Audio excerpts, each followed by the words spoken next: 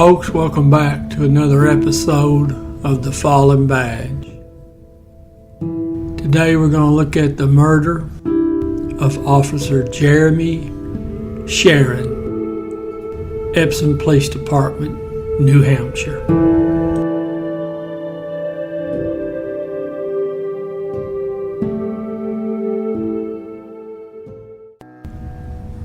Officer Shannon was 24 years old. He'd been his high school senior class president. After he graduated from high school, joined the Marine Corps, spent 4 years serving his country. Then he became a police officer with the Epsom Police Department. Now, it's a small town there in New Hampshire, around 4,000 people or so. Now, the day prior to his death, he had attended the funeral for 2 New Hampshire troopers that had been shot and killed in a murder spree that I covered in a episode of Fallen Badge. I'd also have an episode from Coffee, Tea, and Crime of a double homicide that's still unsolved to this day. Now, it occurred just a rock's throw away in Delaware. Now, the suspects involved in this sad story are, as they usually are, they're just not worth much. They're just a couple of con artists, violent con artists. And we'll find out later just how good of a con artist one of them is.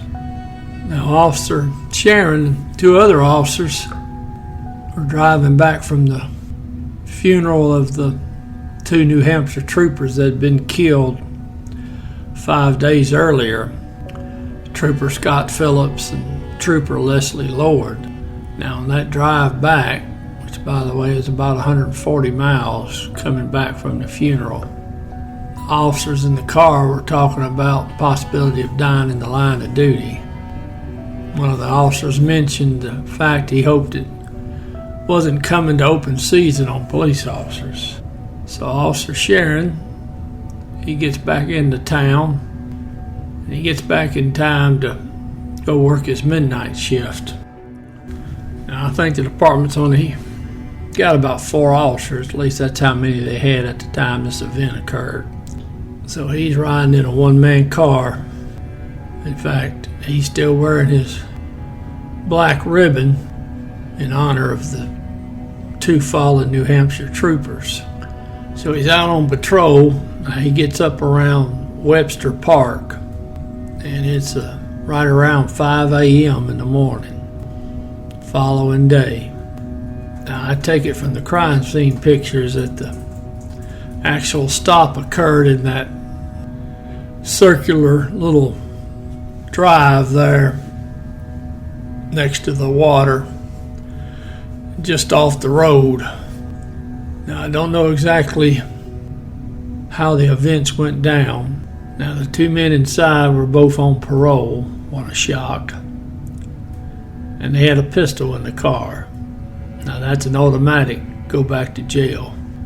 Now, the shooting suspect cranked off about 6 rounds at Officer Charron.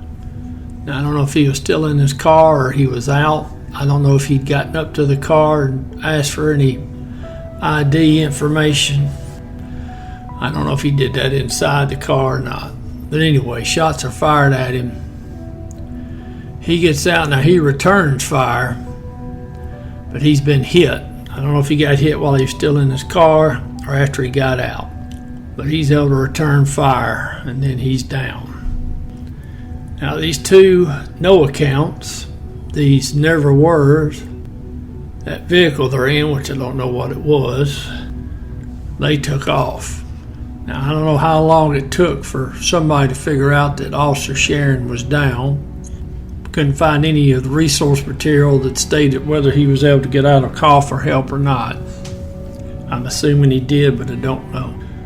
Now, these two desperados, they end up ditching the car that they're in. Don't know exactly where, but I'm sure it was close by. And they steal a pickup truck. Now, they take off northbound up to the city of Campton. Now, I guess they needed some money or something because they robbed a convenience store. Now, some of the resource material stated that there was some kind of a shooting at the store, so I don't know if the police actually made that scene or not.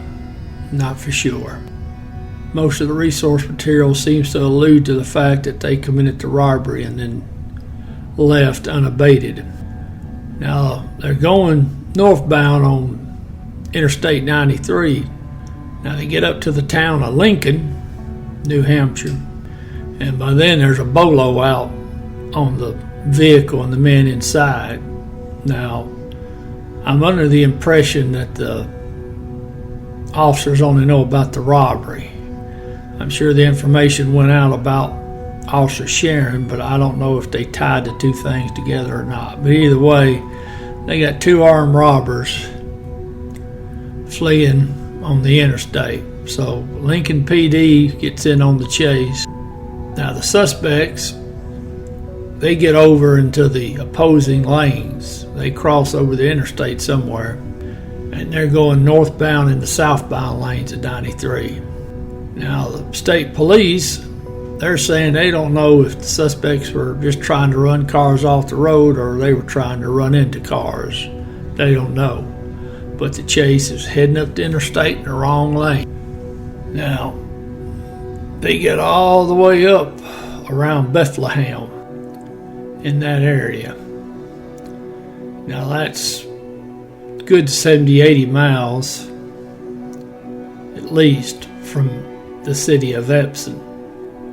Now, finally, their luck runs out. The suspect vehicle runs off the roadway and gets stuck in a ditch or something. They're not able to get the truck going.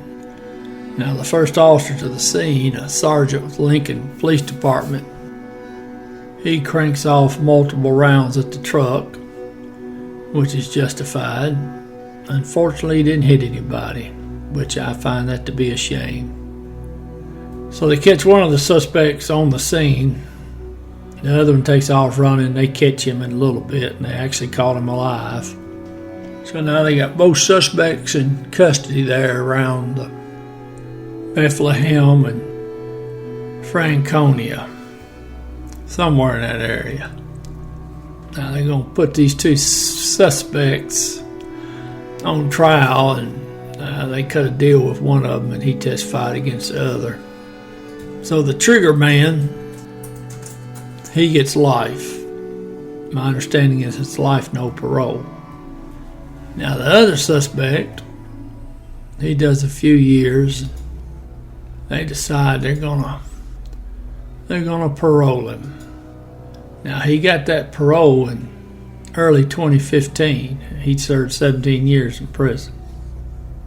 Now, of course, as you might guess, even though this second suspect said all kinds of nice things at the parole board, he violated the conditions of his parole within the month.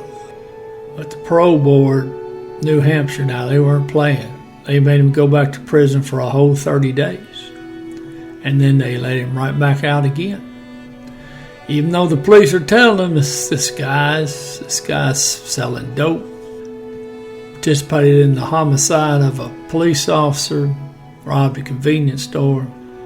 Now, supposedly, according to resource material, he gets let back out again after his brutal 30 days back in prison, and he joins a burglary ring, allegedly. And allegedly they're trading guns for meth.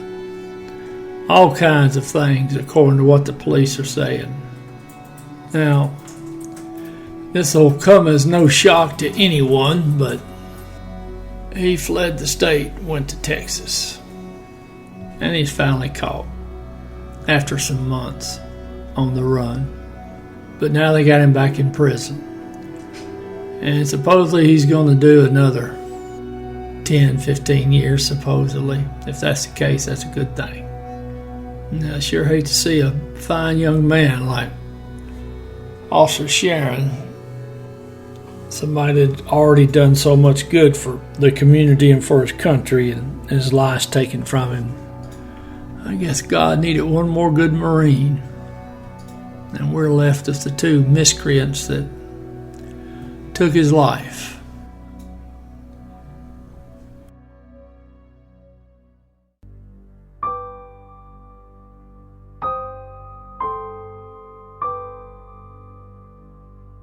Officer Jeremy Charron.